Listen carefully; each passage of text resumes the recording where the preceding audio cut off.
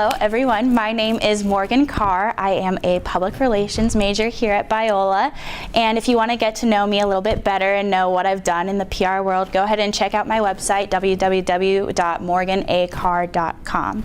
And today I have the privilege of getting to talk to you guys about the basics of being basics and the effect of personal branding. And kind of just before we dive into it, one reason that I really wanted to do this is because branding is PR that everyone can relate to. Often I've wondered, well, how can I tell my friends about what PR is so that they can understand? But personal branding is PR on just a much smaller scale. We're communicating from one client to an audience, and by personal branding, we're communicating who we are to the rest of the world. So I kind of want to dive into that. Just to give you an idea of where we are going today, here's a little roadmap for you. I'm going to go with the past, present, and future. I'm going to talk about how we've been branded in the past and how we've done that, whether we realize it or not. How branding is relevant today and what platform we use for that. And then also, how do we mold ourselves for the future and have an authentic brand and something we truly want to communicate. So let's go to the past. And I want you to think about a time long, long ago that we all remember and love, and that is high school. Who were you in high school? Were you the jock or the popular kid? Or maybe were you on the other spectrum and you were the nerd and maybe the theater geek? We all had some identity, and when we think about high school, you can kind of relate to, oh, well, I was kind of a part of this group. High school was cliques aplenty, and it was hard because in high school, that's where you're trying to figure out who you are and figuring out your identity. But I think a lot of the time society kind of shapes us into who we want to be without realizing what we actually want to be. Just so you guys can understand it better, I'm kind of going to give you a glimpse into who I was in high school, and I want to give you a fair warning. These images are pretty embarrassing, and you might not recognize me, and that's okay. I didn't recognize myself in them either. So react however you want, but I want you to meet high school Morgan. She's a crazy lady.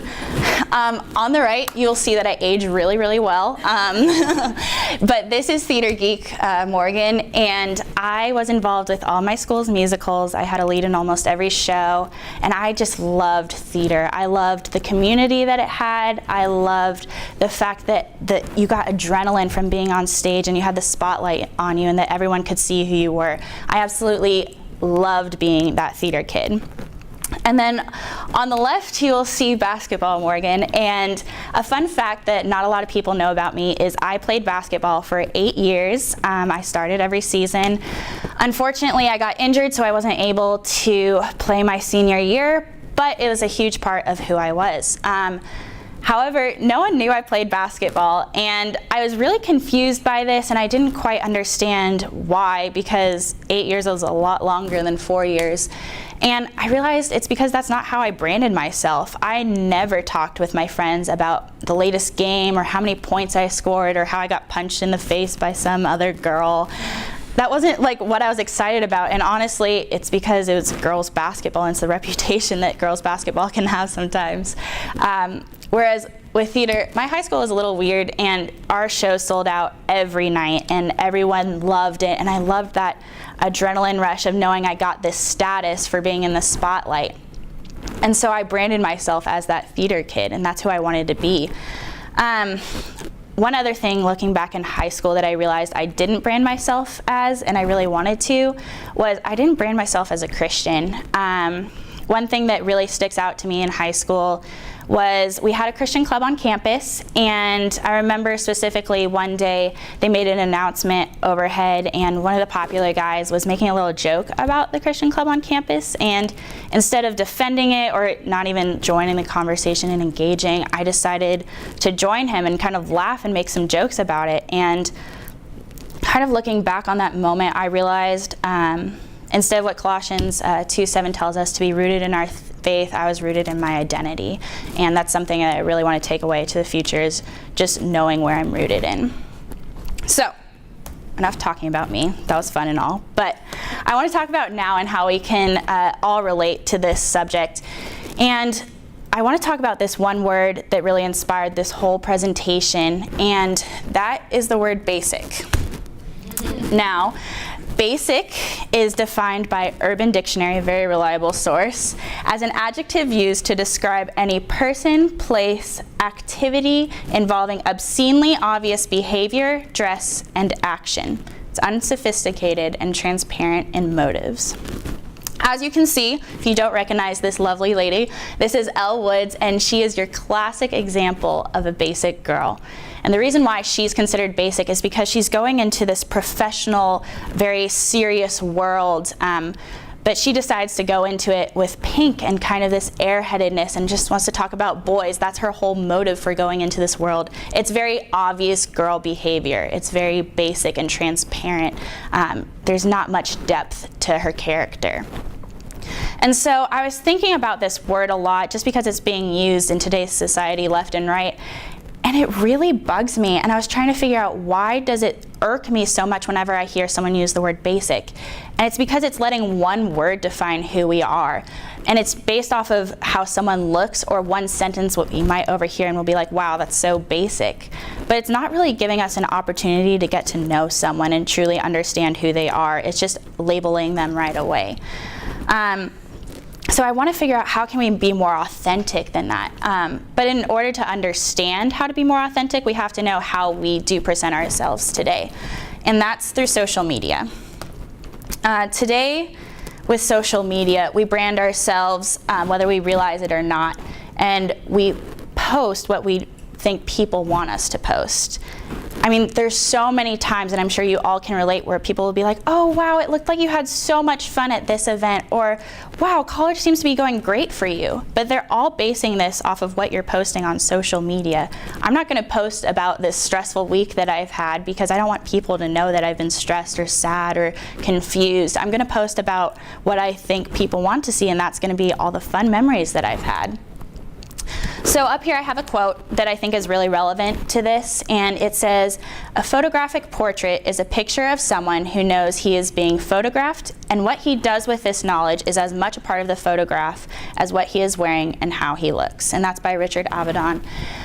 And I think that's very true. I think that when you post a picture, you know exactly what you're doing when you post that picture. So I kind of want to describe what you see on the left over here. This is probably one of my favorite shots that I've posted on Instagram.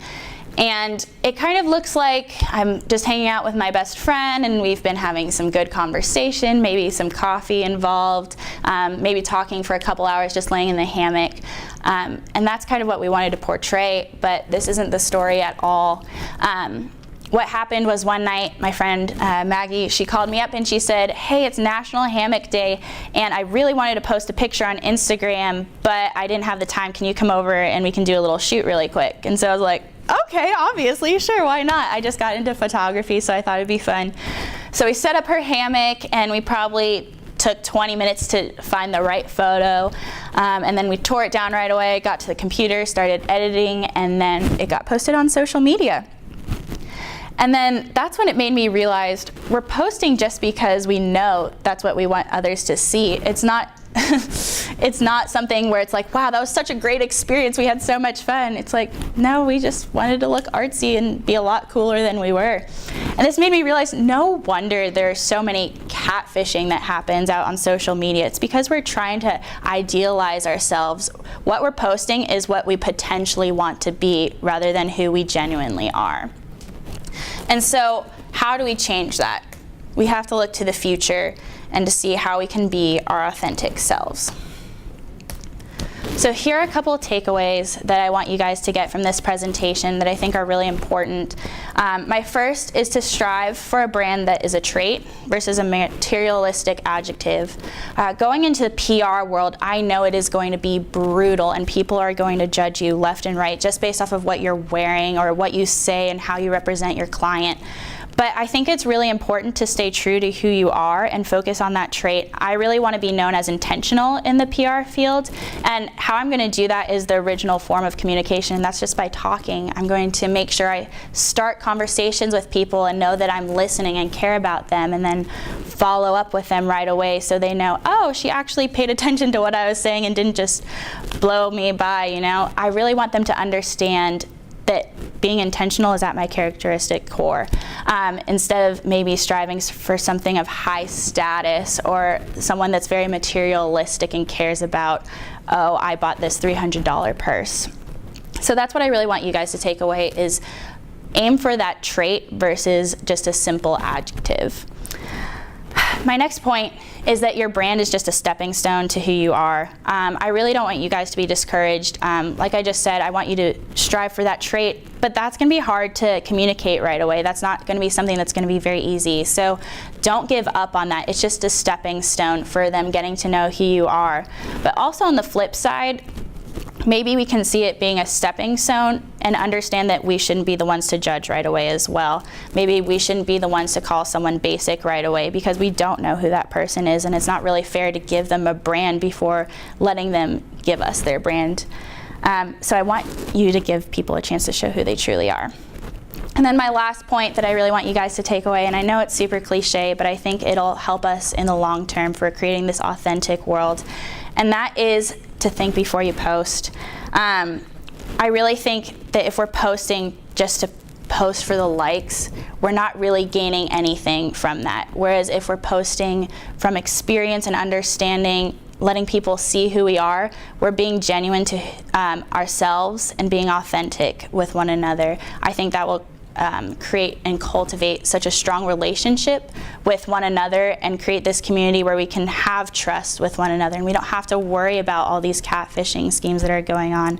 I really want us to be authentic and really think about who you want to be versus who you think others want you to be. Thank you so much for your time, and if you have any questions, I would love to answer them.